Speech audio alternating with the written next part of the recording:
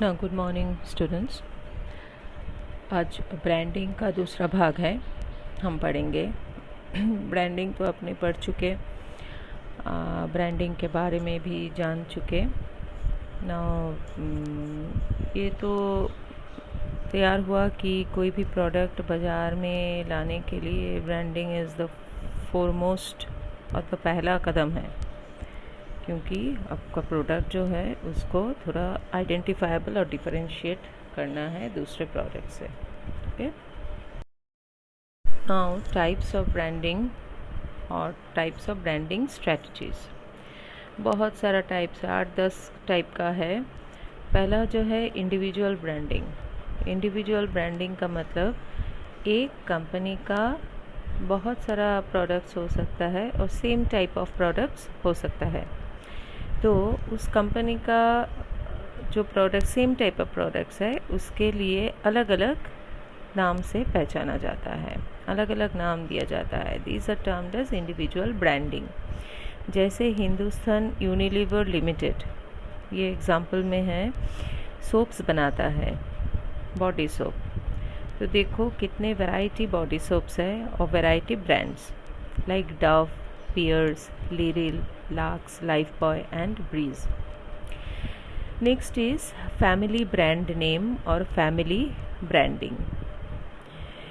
ये क्या है ना, फैमिली मतलब ग्रुप ऑफ प्रोडक्ट्स है और प्रोडक्ट लाइन्स है और लाइन ऑफ प्रोडक्ट्स जो भी बोलो, वो एक ब्रांड नेम के नीचे ला जाता है और those products, a group of products brings under one umbrella of brand names like Pond's एक ब्रांड नेम है। इसके अंदर कौन कौन होता है आता है, देखो, Pond's talcum powder, Pond's cold cream, Pond's soap etcetera.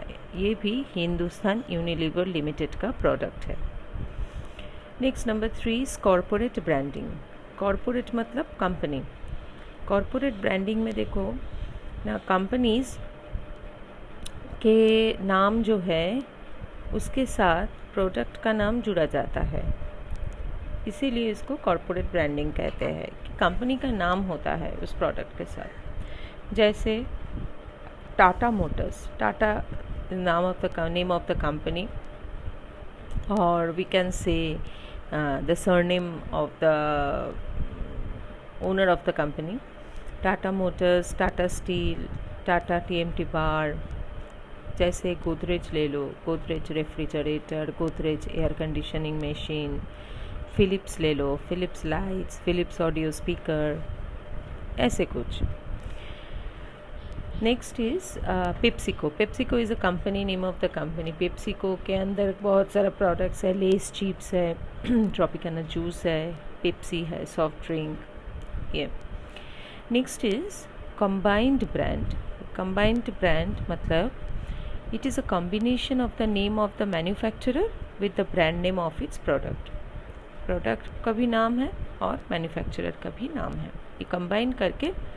जैसे टाटा कंपनी का प्रोडक्ट है ये, Tatas watch Titan quartz, combines the name of the manufacturer, that is Tata, and the brand name of the product is Titan. So this is what combined brand. Middleman's brand. Middleman's brand मतलब middleman बा agent और wholesalers, retailers जो रहते हैं, इसके नाम से product को जाना जाता है, that is termed as middleman brand. Next is geographical branding. Geographical branding मतलब जोग्राफिकल रीजन जो है ट्रैवल एंड टूरिज्म में यूज़ किया जाता है, उसका जो ब्रांड है, ब्रांड मतलब कंपनी का नाम जो है, टूरिज्म कंपनी जैसे Cox and Kings, Kundu travels etcetera, और भी बहुत सारा कंपनी है जिसका नाम से जाना जाता है। This is what geographical branding. Next is product branding. This is very simple, the name of the brand name of a product like Mountain Dew, a soft drink manufactured by PepsiCo, makes it different with its separate taste, color, etc. from other products. Okay. Next is personal branding. Personal branding means individual branding. In this case actually क्या होता है, कोई भी athletes, कोई भी celebrity, कोई भी politician, उसका जो इमेज क्रिएट होता है तो लोगों के सामने वो एक ब्रांड बन जाता है। जैसे देखो the renowned football player, Brazilian football player Cristiano Ronaldo, तो उसको सब क्या कहते हैं, CR7। तो CR7 बन गया एक ब्रांड। ओके, वो जो भी कोई एंडोर्समेंट देता है, मतलब एडवर्टाइजमेंट देता है, आता है एडवर्टाइजमेंट के लिए, जाता है कोई भी ब्रांडेड प्रोडक्ट को, तो वो बन जाता है पर्सनल ब्रांडिंग। नाउ आप लोगों को पता है शायद CR7 नाम के एक ब्रांड रोनाल्डो ने खुद बनाया, जो एथलेटिक प्रोडक्ट्स मिलता है, and that brand is created by CR7। वो उसका बिजनेस है, रोनाल्डो का बिजनेस है, CR7 नाम है, athletic products and gents products कुछ मिलता है। तो ये बन गया personal branding. Next is service brands. Service brands मतलब brands created for the services provided, जैसे hotels, car rentals, airlines, banks, ये जो कंपनी का नाम है। होटल कोई भी company, Taj hotel, Taj, more Grand Hotel, these are all these what the name of the hotels are nothing but the brands of the hotels or services provided in hotels। Airlines, बहुत सारे airlines है, हम लोग का domestic airlines है, Air Asia, Go Air, international Air India, Emirates, etcetera etcetera, all these are brand of airlines. Car rentals का भी है, बैंक्स का भी है, Indian bank, Canada bank, SBI bank, all these are brand names of the banks. Restaurants है, India restaurant को ले लो हमारा, तो India, Sheesh Mahal, these are all brand name, जिसको जिस नाम से हम उसको पहचानते हैं। प्रैक्टिसिंग चार्टर्ड अकाउंटेंट्स, उन लोगों का एक ब्रांड नेम, मतलब उन लोगों का फार्म है, कॉस्ट अकाउंटेंट्स का फार्म है, जैसे कि स्पेंसर्स ले लो, that means store, departmental store, उसका भी नाम है Spencer's. Pantaloons, it's a type of fashion. So these are all service brands. Next is media brands. तो मीडिया से जुड़ा होता है, कोई भी मीडिया का देखो, ये जो जितना चैनल आप देख रहे हो ना बेटा, TV चैनल, न्यूज़ चैनल बोलो, जो भी है, दीज आर ऑल ब्रांड्स, क्योंकि इस नाम से इसको कुछ आप पहचान सकते हो। जैसे और न्यूज़पेपर्स जो है, टाइम्स ऑफ इंडिया, हिंदू है, हिंदी में की जो भी है, इंग्लिश है, मैंने ऑल रीजनल लैंग्वेजेस में जितना न्यूज़पेपर्स है, जितना TV चैनल्स है, सब ये क्या है, ब्रांड है, ब्रांड नेम। न्यूज़ चैनल्स हमने दिए, CNN, टाइम्स, BBC, और भी रीजनल हमारा Bangla news channel, Hindi news channel, जितना है सब। नेक्स्ट, ई ब्रांड्स मतलब कॉमर्स के लिए जो ब्रांड देखा जाता है, जो साइट्स है, like amazon.com, it's a brand. Amazon है, जो चीज़ मिलता है अमेज़न में, फ्लिपकार्ट में भी वही चीज़ मिलता है। सो दीज आर ऑल अलग अलग ब्रांड्स है बेटा। और ग्रोफर्स है, ग्रोसरीज के लिए, Paytm, Google Pay, these are all for money transfer. So these are all different types of brands, you have to, आपको याद करना है, जस्ट समझ के पढ़ लो, समझोगे तो याद रह जाएगा। Okay, now very important part, that is brand equity. Now brand equity मतलब क्या है ना, value of the brand in the market. Brand equity means brand value in the market.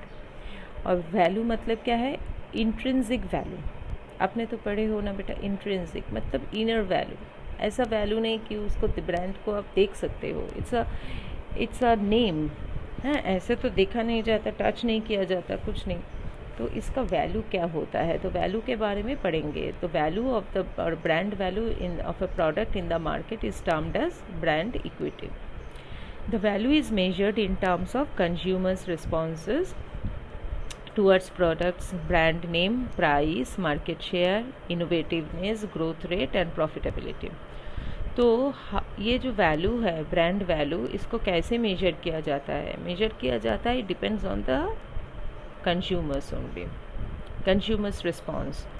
एक ब्रांड के लिए कंज्यूमर्स का क्या रिस्पॉन्स है, मतलब ये कितना पॉपुलर हुआ है, the brand is how much popular, okay, और उसका प्राइस, कितना मार्केट शेयर लिया उस ब्रांड ने, जैसे कि वो ब्रांड कितने इनोवेटिव है, मतलब कैसे कस्टमर्स को अट्रैक्ट कर सकता है, उसका growth rate, product selling growth rate कैसा है, प्रोडक्ट प्राइस कैसा है, इससे प्रॉफिटेबिलिटी क्या आता है, सो सब कुछ मिला के ये ब्रांड वैल्यू तैयार किया, मेजर किया जाता है. And all this, the value of brand actually totally based on the consumer's responses towards that brand of a particular product. Now brand equity is the intrinsic value of the brand. ये अंदर होता है brand value, okay, ये अंदर, वो इसको तो कोई माने देख नहीं पाता है, तो मतलब जो वैल्यू होल्ड करता है brand. Now positive brand equity means, brand equity positive मतलब क्या है ना, जो कंज्यूमर्स का जो हाईली वैल्यूड ब्रांड होता है, मतलब पॉजिटिव ब्रांड इक्विटी और ब्रांड वैल्यू का मतलब क्या है ना, जिसके लिए कंज्यूमर्स हाई प्राइस भी देने को तैयार है, that is what positive brand value और brand equity. The company charges higher price for positive brand equity. The company can charge higher price because इसका ब्रांड वैल्यू बहुत ज़्यादा बढ़ गया. Positive, it gives positive. तो ध्यान में रखो, पॉजिटिव ब्रांड इक्विटी तब भी कहा जाएगा जब कंज्यूमर्स हाई प्राइस देने के लिए तैयार होगा, ओके. जैसे the next the equity of your brand or the brand equity is important. Why? क्यों important है? Because if your brand has positive brand equity, you can charge more for your products and services than the generic products or other competitors. तो this is what same type of product बेचा जाता है, लेकिन आपका product का दाम ही कितना ज़्यादा क्यों है?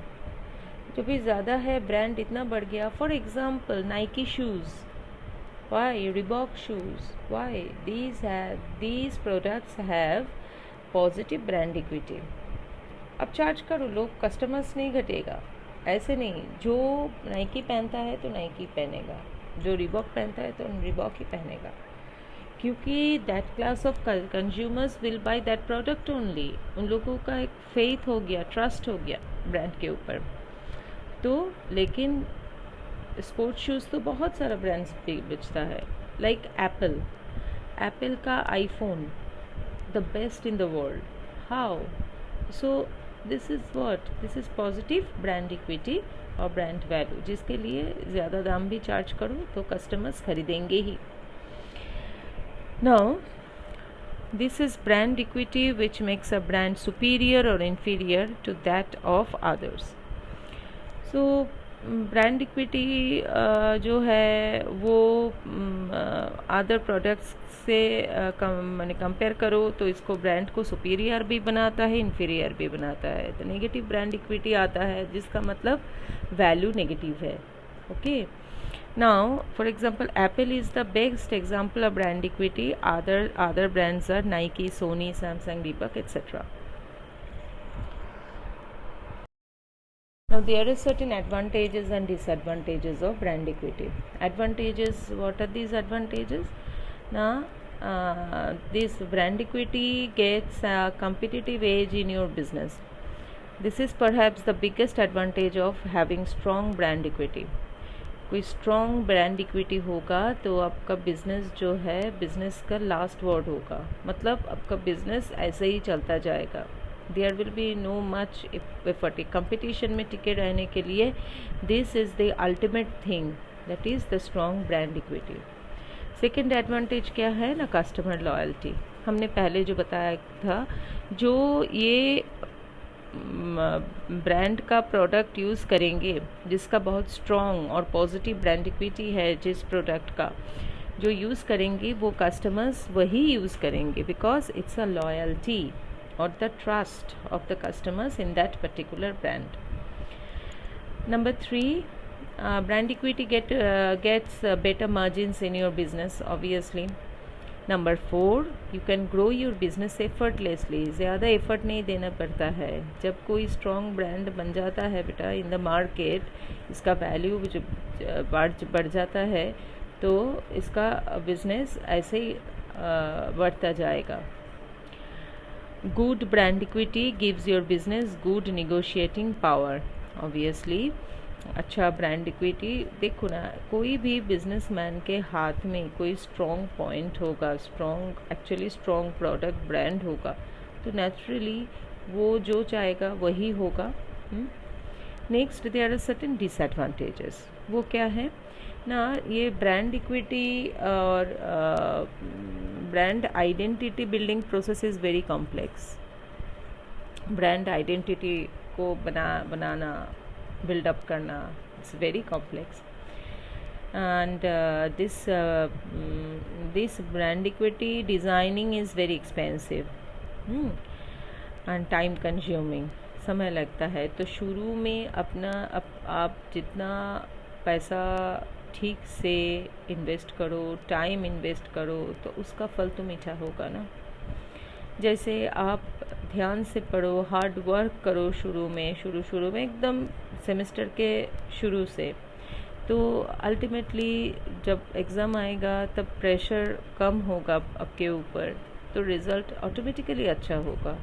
आप कह सकते हो एफर्टलेसली, क्योंकि आप शुरू से ही बहुत सीरियसली पढ़ाई किए. Next is difficult to maintain. हाँ, ये very important point, that is ये ब्रांड इक्विटी को होल्ड करके रखना और अपनी जगह पे स्ट्रॉन्ग पोजीशन में रखना, इट्स वेरी डिफ़िकल्ट. ये बहुत चिंता की बात है. And the last but not the least point is difficult and expensive to change. आप ब्रांड इक्विटी को ब्रांड को थोड़ा चेंज करो. हो सकता है थोड़ा ये ब्रांड देखो थोड़ा चेंज करो, डिज़ाइन में भी, नाम में भी थोड़ा बहुत इधर उधर करके चेंज करो. बट इट वेरी डिफ़िकल्ट, क्योंकि एंड एक्सपेंसिव, तो ऑब्वियसली एक्सपेंसिव है. और डिफ़िकल्ट क्यों है? क्योंकि कस्टमर्स के मन में ये बैठ किया. थोड़ा चेंज करोगे तो हो सकता है फेथ और लॉयल्टी थोड़ा हिल जा सकता है, हिलेगा. तो इसीलिए इट इज़ वेरी डिफ़िकल्ट. ये जो ब्रांड वैल्यू आपने देखा है बेटा, एप्पल का बोलो, नाइकी का बोलो, सैमसंग बोलो, सोनी बोलो, इसका कोई चेंज हुआ? इतने साल में देख रहे हो. अब तो छोटे से छोटे जब थे तब से एडवर्टाइजमेंट में देख रहे हो. कोई लोगो में कोई डिज़ाइन, कलर एक्सेट्रा कोई चेंज हुआ? कोई चेंज नहीं हुआ, क्योंकि थोड़ा बहुत चेंज कस्टमर्स के मन में एक कंफ्यूजन क्रिएट कर सकता है.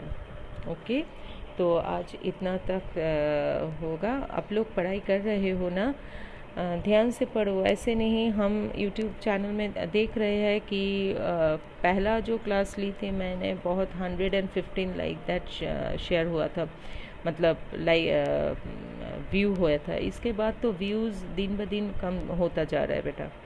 Okay, bye.